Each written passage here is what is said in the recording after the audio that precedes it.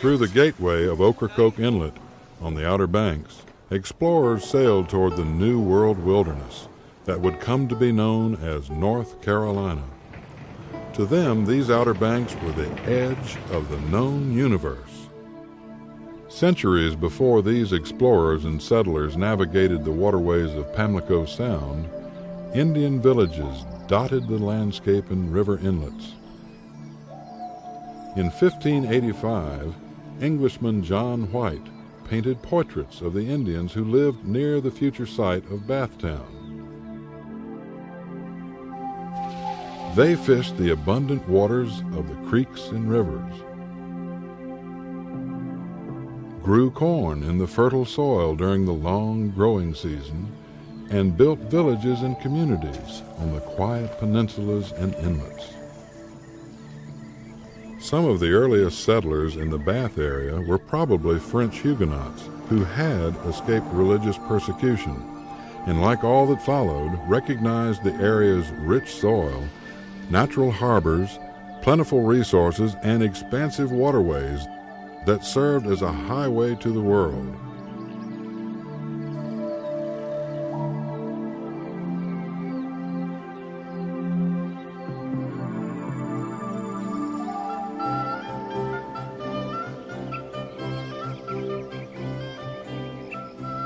John Lawson was a writer, biologist, botanist, and surveyor. He was paid 5 shillings for each box of flora and fauna that he sent to James Pettifer's apothecary shop in London. After arriving in the New World, Lawson traveled the inland rivers and Indian paths of the Carolinas, keeping a remarkably detailed journal that would be published in London as A New Voyage to Carolina.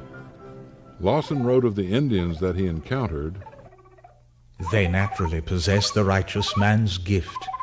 They are patient under all afflictions, and have a great many other natural virtues.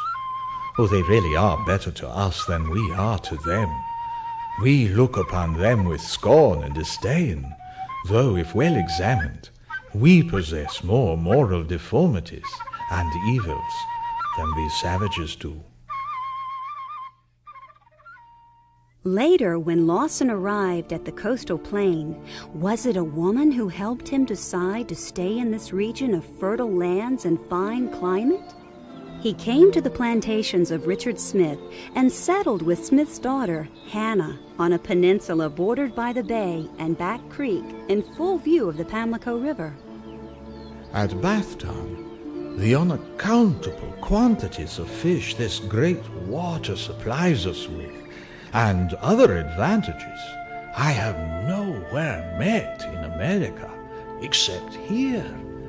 There is nothing being wanting as to the natural ornaments and blessings of a country that conduce to make reasonable men happy.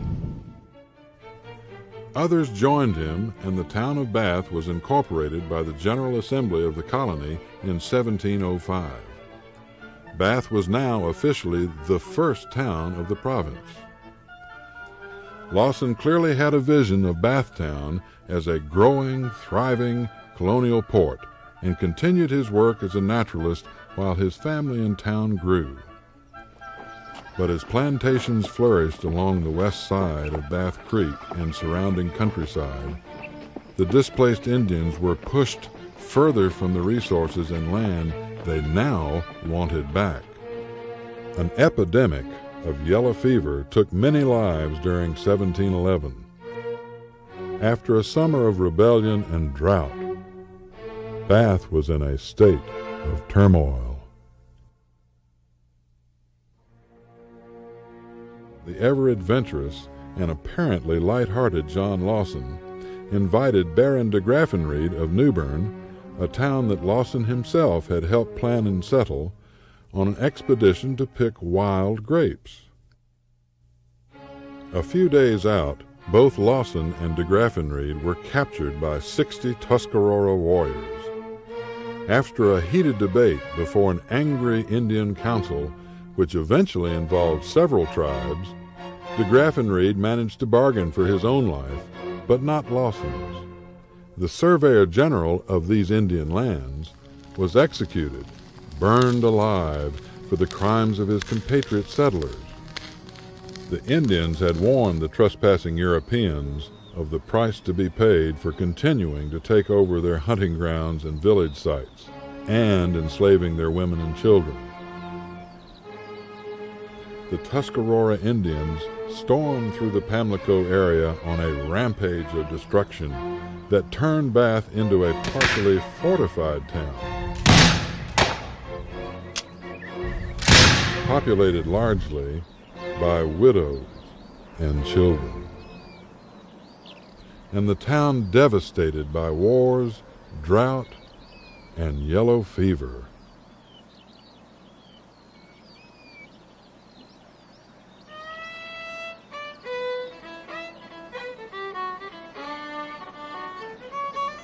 The citizens courageously began to rebuild, and for some time Bath thrived in spirited activity. Bath was declared the first port of entry in North Carolina for the collection of customs. The waterways of Carolina opened out to the world.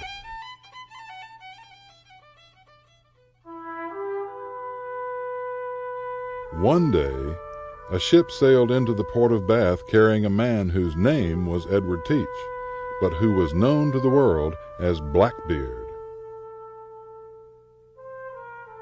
Blackbeard would twist his beard with ribbons in small tails and stuck lighted matches under his hat, which, appearing on each side of his face, his eyes, naturally looking fierce and wild, made him altogether such a figure that imagination cannot form an idea of a fury from hell to look more frightful. But what about Mary Ormond? Blackbeard arrived in the summer of 1718 to sign King George's Act of Grace, a royal pardon for all pirates and privateers who had ceased their buccaneering. Blackbeard was heartily welcomed into the fold by Governor Charles Eden and his Secretary of the Colony and Customs Collector, Tobias Knight. Blackbeard was also welcomed by the townspeople of Bath, who found that Blackbeard's men spent their gold freely. But Blackbeard took 16-year-old Mary Ormond, daughter of a local planter, for his 14th wife in a service performed by Governor Eden. Meanwhile, in Virginia, Governor Alexander Spotswood realized he could enhance his declining reputation by the capture of Blackbeard the pirate. Blackbeard was apprehended at his Ocracoke Cove by Lieutenant Robert Maynard of the Royal Navy. In fierce hand-to-hand combat, Blackbeard fell dead at Maynard's feet with 25 wounds. The citizens and officials of Bath were not entirely pleased, but pirates would plague the area no more.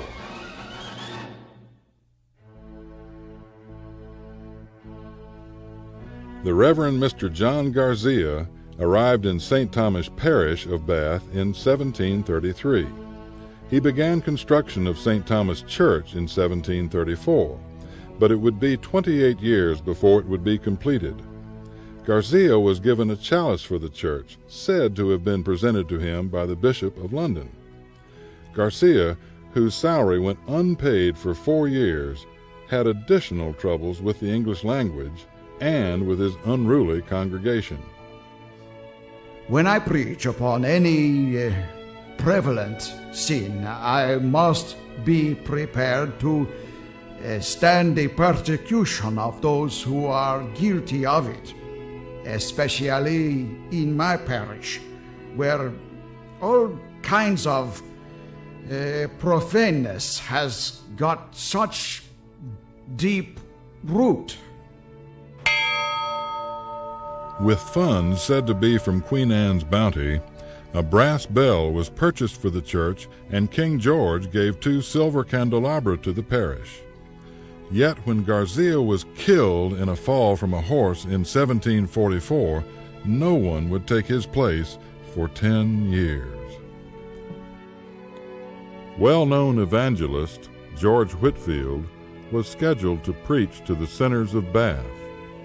Upon arriving in town, he discovered that another church event had also been planned. He left in a huff, cursing and condemning Bath to remain an insignificant village forever.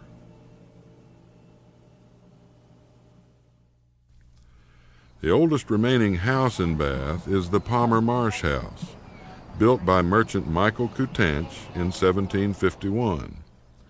The house bordered the main street in Bath so that the front room could be used as a merchant's shop, selling goods to the townspeople. In 1785, the seat of county government was moved to the new settlement of Washington. The frontiers had moved far to the west, and Bath was no longer the central town of a new province.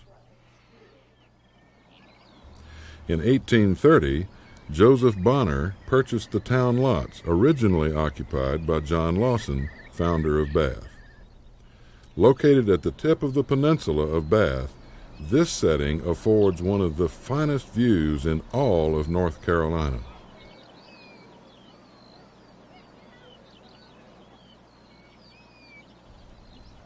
The discovery of chimney remains, thought to be from John Lawson's earlier house, makes the Bonner House area one of the most interesting to visit. And this picture tells you what they thought about the spirits. It says that only this jug filled up with what they was good. The Vanderveer House was built about 1790 and purchased by Jacob Vanderveer in 1824.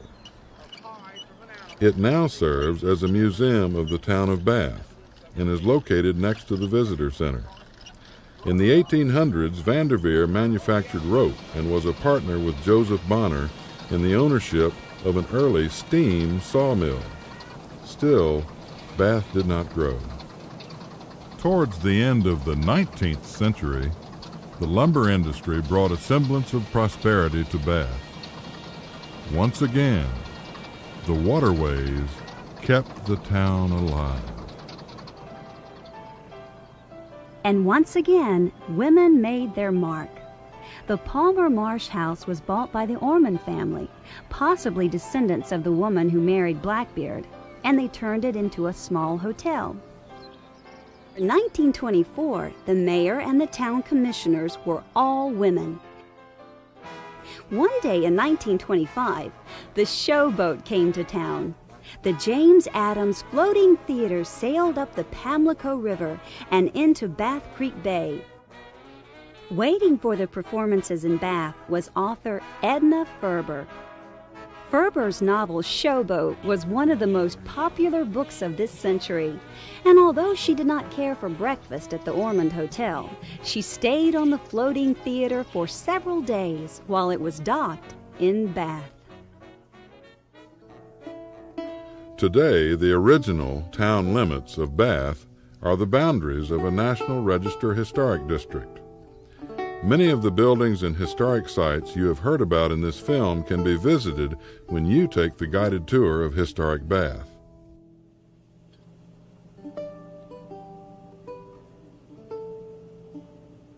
The Reverend Mr. Whitefield's curse, that Bath would remain a small town forever, came true. But many like it that way, and the first town of North Carolina still stands, small and quiet, on the calm blue waterways of Bath Creek.